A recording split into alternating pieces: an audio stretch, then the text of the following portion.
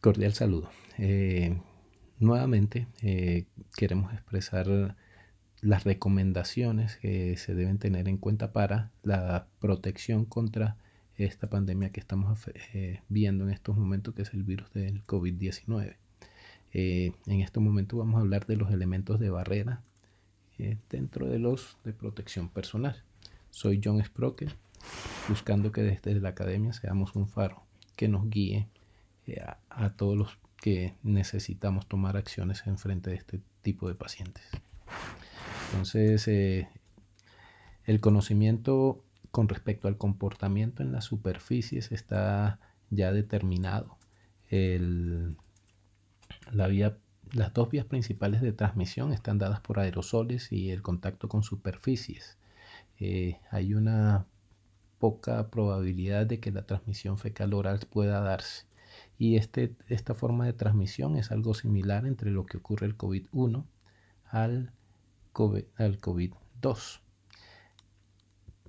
Entonces, el que se transmita por gotas y contacto hace que el comportamiento sea diferente al que podríamos esperar para la influenza, por ejemplo. Entonces se torna mucho más importante realizar medidas de barrera, de contacto con el personal contaminado, contagiado, y además de esto realizar medidas para higienizar las superficies. Entonces, pues la parte de las gotas afecta más que todo a las áreas cercanas, hasta 6 pies alrededor de la persona, pero puede quedar alojado dentro de superficies. Entonces, dentro de las medidas importantes es mantener el lavado de manos en todo momento. Se habla de que por lo menos 6 veces para el caso de las personas del común, pero dentro del personal de la salud estas medidas deben ser mucho más frecuentes, y como sabemos las recomendaciones que siempre se nos han dado con respecto de los 5 momentos: el de antes de tocar al paciente, posterior al realizar una tarea limpia o aséptica, después de tocar al paciente, después de estar en contacto con los líquidos corporales y después de estar en contacto con el ambiente del paciente. Entonces ese lavado de manos, bien sea con agua y jabón o con alcohol, pues debe ser una búsqueda permanente para llevarla a cabo. Debemos tener también el cuidado de que las uñas deben ser cortas, sin esmalte, no tener anillos, pulseras ni tampoco relojes. Y además de eso, tener en cuenta que el celular debe ser también limpiado con frecuencia. Entonces se nos escapa un poco al tiempo para hacer las recomendaciones exactas de cómo se debe hacer el lavado de las manos. En todo momento se nos forma este respecto y debemos cumplir a cabalidad con estas recomendaciones, al menos 20 o 30 segundos haciendo este lavado de manos. Las medidas, entonces, los elementos de protección con los que contamos, básicamente es la protección para los ojos, que son las gafas con o sin careta, los respiradores o máscaras médicas o quirúrgicas, respirador principalmente el N95, que es el estándar que utilizamos acá. En algunas oportunidades el utilizar gorros también se tiene como una medida de protección. El vestido, que debe estar cerrado de forma segura en la parte posterior o lateral. El uso de los guantes y en algunas oportunidades las polainas. Entonces, todo personal que esté en contacto con pacientes infectados con el COVID dentro de los personales de la salud deben llevar a cabo estas actividades con todos los elementos de protección. En el caso de las que se produzcan aerosol, debe utilizarse el respirador N95, mientras que en los que no se produzca aerosol se propone que sea una máscara común y corriente, la máscara quirúrgica que todos conocemos. Entonces, dentro de esos elementos de protección van a estar los guantes, la bata, una máscara facial, las gafas de seguridad y protección para el cabello también. Con respecto entonces a las gafas, pues la idea es que estas gafas tengan un sello alrededor de los ojos.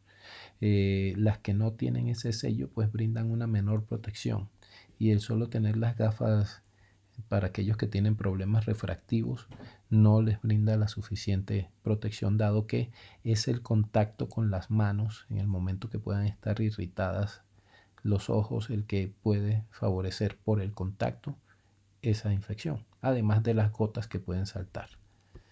El orden de la colocación de las batas quirúrgicas pues no cambia de manera significativa con respecto a las recomendaciones que habitualmente se nos dan de cómo colocárnoslas o quitarlas.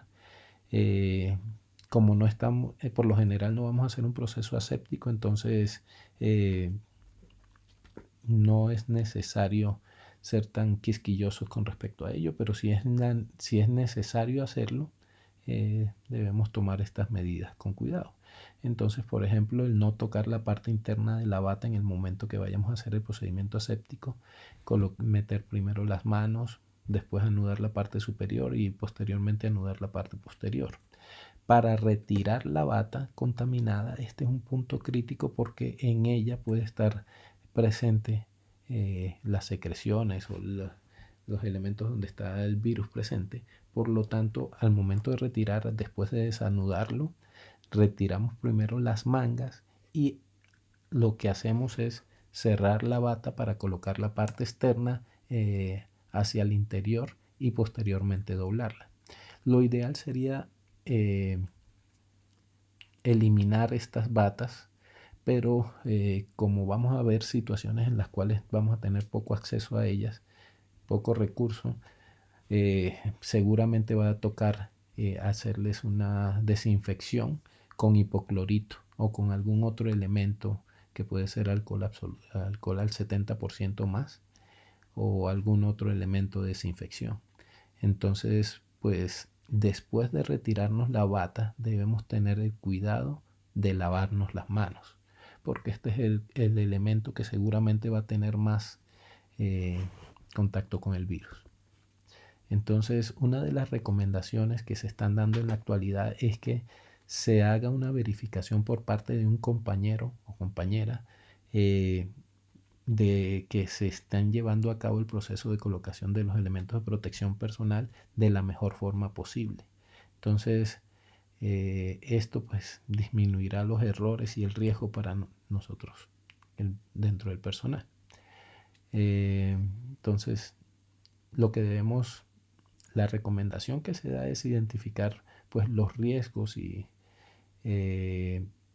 verificar que tenemos cada uno de los elementos de protección cuando necesitemos hacer un procedimiento.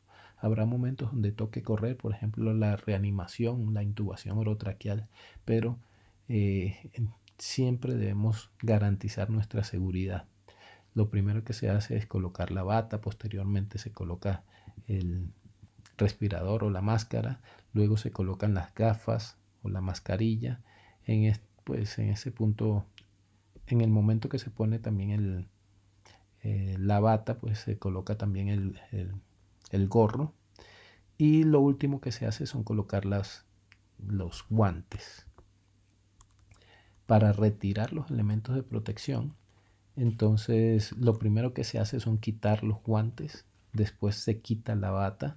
En este punto se debe hacer un lavado de manos, posteriormente se quita desde atrás hacia adelante las gafas, teniendo cuidado de no tocar la parte anterior, de la misma forma que también se quita el respirador o la máscara, y después de este paso se debe lavar las manos.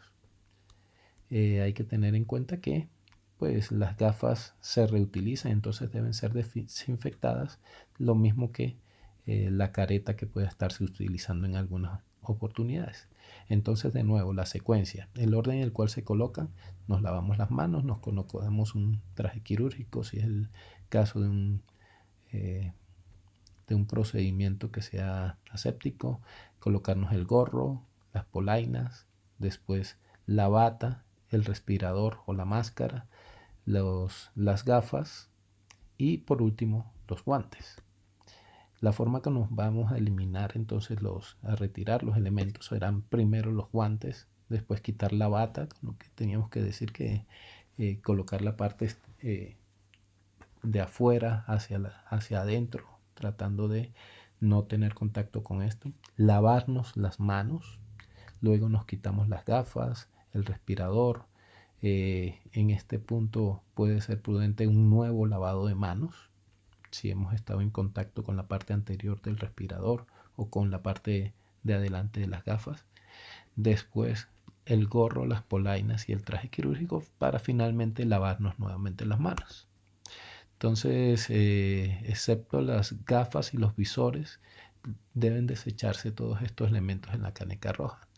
En algunas oportunidades, pues para reutilizar la máscara, el respirador N95, pues se puede colocar una máscara por encima de ella para tratar de mantenerla limpia la mayor cantidad de tiempo posible. Entonces las monogafas y visores se lavan y posteriormente se desinfectan. Entonces, pues hay una recomendación con respecto al tener los pacientes en salas de presión negativas donde haya un flujo continuo de aire. La realidad es que menos del 2% de nuestras UCIs tienen acceso a este tipo de elementos de seguridad. Entonces, pues es evidente que el virus puede quedarse en las superficies inanimadas durante un tiempo bastante largo, incluso puede ser hasta 7 o 9 días. Pero la buena noticia es que la desinfección de las superficies logra controlar bastante bien la presencia de este virus. Entonces debemos ser bastante quisquillosos en mantener la limpieza adecuada y la desinfección de las zonas.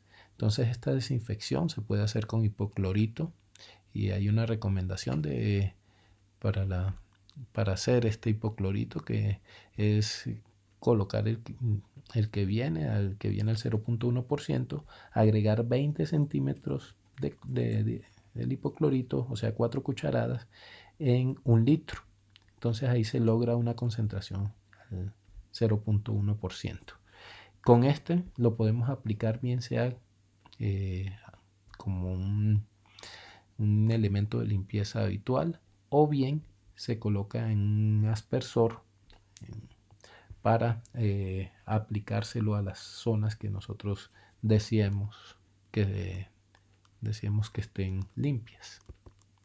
Entonces debemos optimizar estas medidas de cuidado y mantener lo más limpio posible las zonas para que nos podamos cuidar de la mejor forma. Muchas gracias por su atención. Hasta pronto.